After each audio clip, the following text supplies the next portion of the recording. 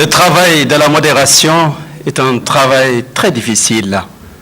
Outre le fait de gérer le temps, il m'incombe de fixer le périmètre de la réflexion, les termes de la réflexion. Je ne vais pas refaire la conférence. J'ai pris des notes pour vous.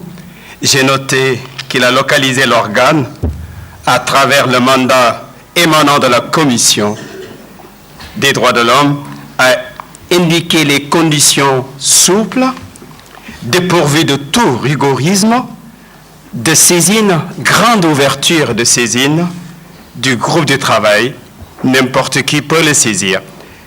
Habeas corpus, la légitimité des mécanismes juridiques internationaux en cas de défaillance ou d'incapacité étatique, en tout cas interne, un mécanisme quasi juridictionnel compte tenu de la souplesse et de la rigueur juridique, souplesse, dimension diplomatique, et puis juridique, rigueur, à travers la procédure.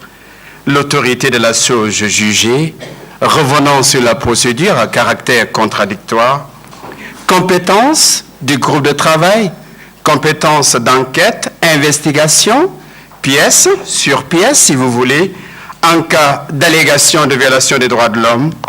Ce groupe de travail rend des décisions appelées avis, motivées, principalement en se fondant sur l'article 9 de la Déclaration universelle des droits de l'homme. Que dire de l'avis dans l'affaire Karim Meïssa Wade?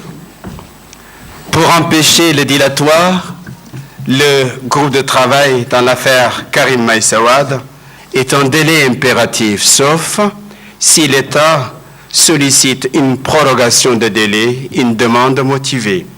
Cela est d'autant plus vrai à un jour de retard. Le groupe de travail n'a pas voulu recevoir les arguments de l'État du Sénégal. Le groupe reconnaît qu'il ne se situe pas aux États dans le système judiciaire, mais il a le droit d'apprécier la régulation d'une détention comme dans l'affaire Karim Meïssa Wade. La détention arbitraire est sérieusement appréciée en fonction des principes fondamentaux d'une procédure pénale juste et équitable. Une véritable analyse juridique basée sur d'autres sources complémentaires anonymes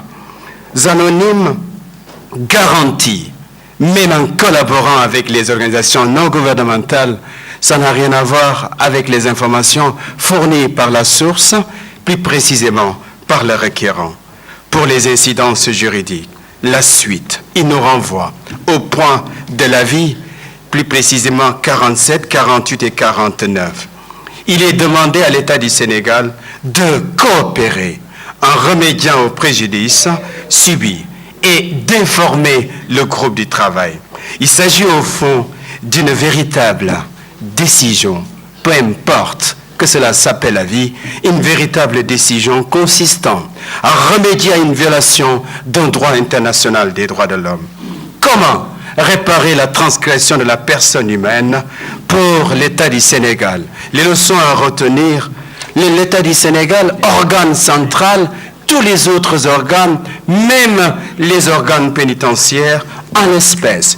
Il doit respecter cet avis conformément à l'article 25, le fameux article 25, qui repose sur une norme internationale garantie par le Conseil des droits de l'homme, par conséquent l'Assemblée générale des Nations unies. Comment réparer concrètement?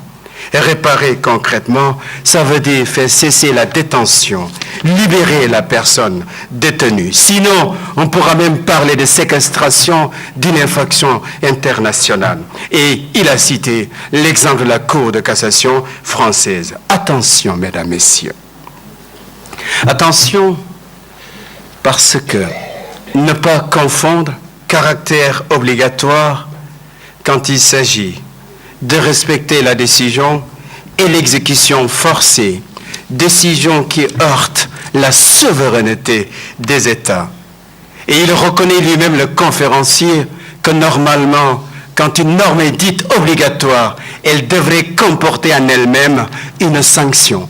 Mais la particularité d'une telle situation, c'est encore une fois, le fait que nous ayons comme enfants des États au niveau de la communauté internationale. Il a reconnu cela, mais il ajoute que la sanction, elle est spécifique au niveau international, car c'est la publicité. C'est une sanction lourde, cette publicité. Baisser la note de l'État, soft. Il s'agit d'humilier l'État dans la communauté internationale, ce qui pourrait affecter sensiblement cet État qui se dit État de droit. Mais pourquoi pas l'embargo à travers le Conseil de sécurité? Peut-on réviser la vie? Oui, dit-il. Mais il y a des conditions, elles sont rigoureuses. Un fait nouveau. Non seulement, mais encore et surtout, la condition fondamentale, c'est avoir répondu dans un délai de 2 mois, toujours pour éviter le dilatoire. Qu'en est-il de l'appel urgent? S'agissant de l'appel urgent, cela repose sur des circonstances exceptionnelles. Il va falloir saisir le ministère des Affaires étrangères. Et à ce niveau, la particularité, c'est qu'on peut prendre des mesures conservatoires. Des mesures conservatoires sont envisageables. Surtout lorsqu'il s'agit de sauver une vie humaine. Mesdames, Messieurs, je crois que je peux donner la parole à notre voisin, cette personnalité extraordinaire qui pourrait ajouter un mot avant de dire à Ibrahima, est-ce qu'il souhaiterait, puisqu'il fait partie des panélistes, dire un mot et enfin ce sera votre tour. Allez-y, vous pouvez prendre le micro, comme vous pouvez prendre ça aussi. Ablaye, félicitations. Je vais être très succinct, dire 2-3 mots pour permettre justement à la salle de poser des questions. Alors, la première, c'est que quand on a commencé avec, je l'appelle toujours l'aîné, mais Maître Aboudlaye Wade, c'était dans une campagne où je lui ai dit, écoute grand, ça ne va pas être comme la fois dernière. J'aurais souhaité qu'il n'y ait pas des jeunes dans la rue et qu'il n'y ait pas des jeunes emprisonnés. Il me dit, mais Henri, comment tu peux penser ça? Il n'y aurait pas de jeunes dans la rue et il n'y aurait pas de jeunes emprisonnés. Mais je ne savais pas que quelques années après, ce serait mon fils Karim qui serait arrêté. Alors, c'est surprenant. Très gentil. Merci. Pourtant, là, Aboudlaye vient de dire que l'arrestation est arbitraire. Et si l'arrestation est arbitraire, si on est dans un cadre de justice, il aurait été libéré. Très bien. On va dire, bon, c'est pas arbitraire. Ils ont peut-être raison. Et plus loin encore, par rapport au retard de réponse de l'État sénégalais au gouvernement de l'État sénégalais, il y a un défaut de procédure. Malgré ce défaut de procédure, le Sénégal s'entête.